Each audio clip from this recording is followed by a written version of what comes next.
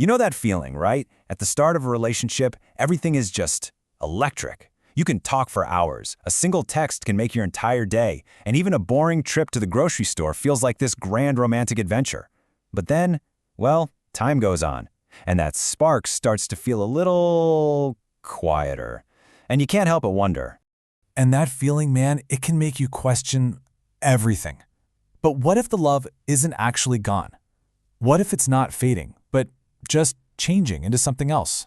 So a lot of psychologists suggest thinking about it like this. Early love, that's all fireworks. It's bright, it's loud, it's super intense. It's an amazing show. But long-term love is something different. It's more like a warm, steady campfire. It gives you this consistent warmth and light and comfort. The problem is, we're so often told to only look for the fireworks, and we start to panic when they naturally start to die down and give way to that campfire. So let's break this all down, shall we? First, we're going to talk about why that initial spark seems to fade. Then, we'll take a peek inside your brain to see the actual science at play. After that, we'll get real about how life gets in the way.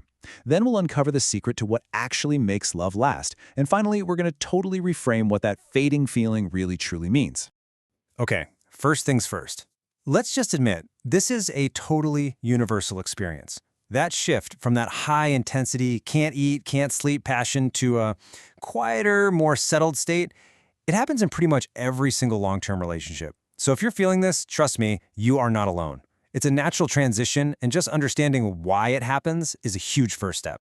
So what is actually going on here? Well, a huge piece of the puzzle isn't about your feelings being wrong or broken. It's about your brain doing exactly what it was designed to do. It adapts. Now, there's a key concept for this, and it sounds a little academic, but stick with me. It's called hedonic adaptation.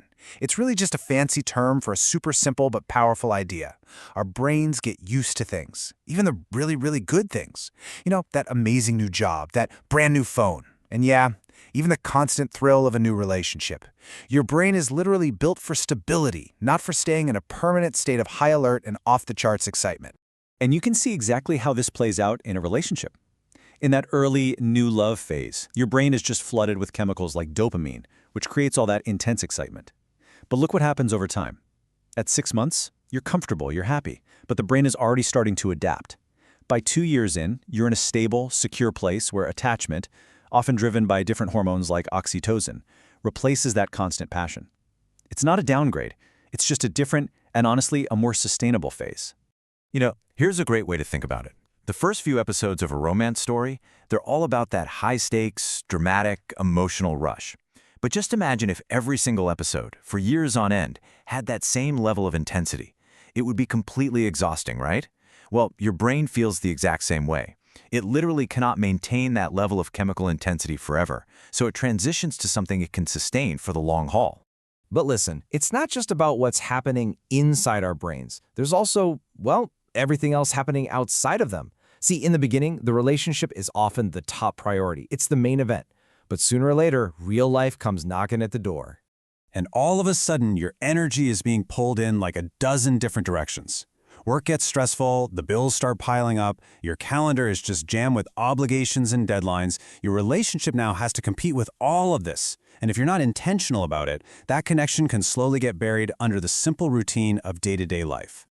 This brings us to another really fascinating psychological twist. It's called the familiarity paradox. See, our brains are hardwired to be drawn to novelty, to whatever's new and exciting. And the more we get to know someone, the less new they feel. Now, this is so important. It doesn't mean your partner has become boring. Not at all. It just means your brain's experience of them has changed. Think about it like your absolute favorite movie. That first time you watched it was probably magical, right? But by the 10th time, you know every line, every single scene. The movie is still just as brilliant, but your personal experience of discovering it for the first time is gone. Relationships can be a lot like that. The person is still amazing, but your brain has stopped experiencing them as a new discovery. Okay, so we get the problem. Our brains adapt. Life gets in the way. It sounds a little discouraging, I know.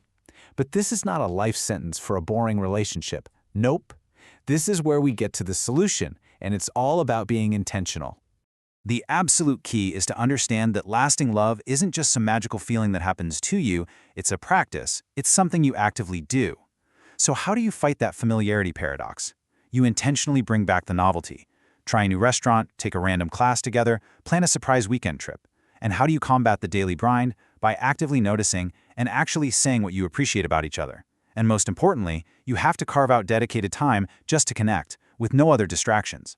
It's way less about grand gestures and so much more about these small, consistent, intentional efforts. So this brings us to our final, and maybe our most important point. It is time to completely reframe what we think a fading feeling actually means. It's not always a red flag. A lot of the time, it's just a fork in the road. You have to ask yourself, is this an evolution or is this an erosion? Evolution is that natural, healthy shift we've been talking about, from intense passion to a deep, stable, comfortable attachment. Erosion, on the other hand, that's a decline caused by real issues, like neglect or unresolved fights or just growing apart. So you have to be honest and look at the situation. Is this a quiet, comfortable evolution, or is it a slow, painful erosion? And that's really the big takeaway. That quiet feeling isn't necessarily a stop sign telling you it's time to give up. More often than not, it's just a gentle reminder. It's your relationship tapping you on the shoulder and saying, hey, just like a garden, I need a little water and attention to keep growing and thriving. So maybe, just maybe, the question we should be asking isn't about chasing some long-gone spark. Maybe the real work, and honestly, the real beauty of a long-term relationship lies in asking a totally different question. Instead of panicking that the fireworks are fading, what if we put all our energy